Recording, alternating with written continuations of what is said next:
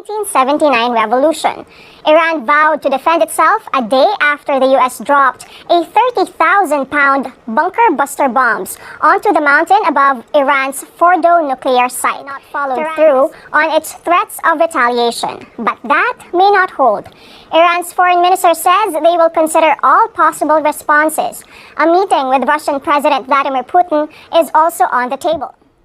Well, I think it is irrelevant to ask Iran to return to diplomacy, because we were in the middle of diplomacy.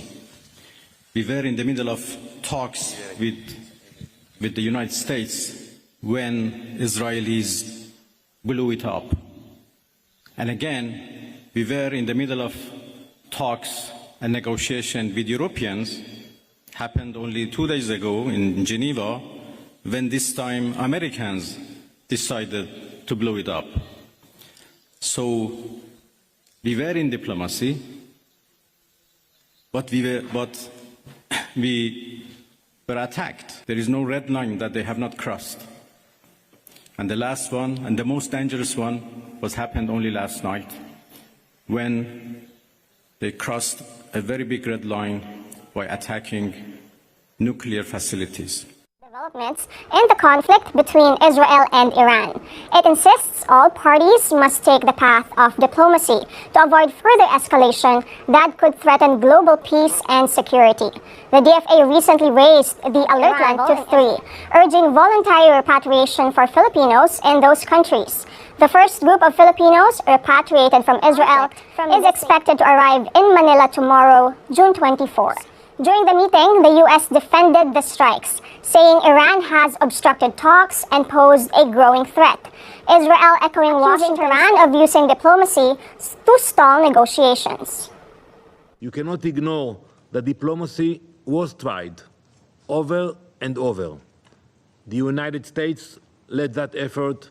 Many nations here in this room engaged in diplomacy with determination and good faith. But the regime in Tehran had other plans.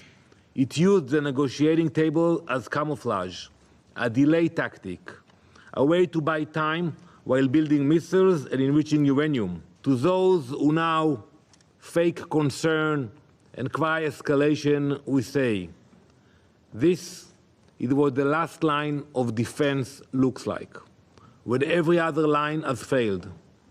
Make no mistake, the cost of inaction would have been catastrophic. A nuclear Iran would have been a death sentence just as much for you as it would have been. It condemned the attacks and accused the U.S. of manipulating other countries.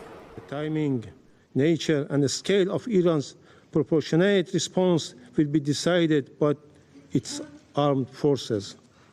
Throughout history, the resilient and united Iranian nation has withstood deeper wounded and faced more vicious enemies, and this time too.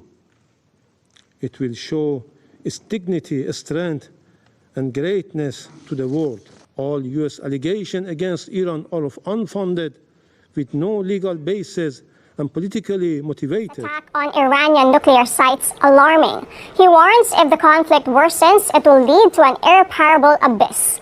Pope Leo also reminding world leaders of their moral responsibility and to use diplomacy to silence the power of imagination. We often find ourselves wandering into different worlds, even through the simple act of reading.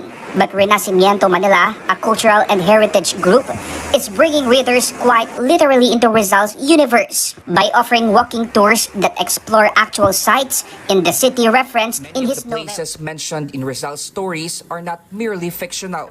They exist right here in historic Manila.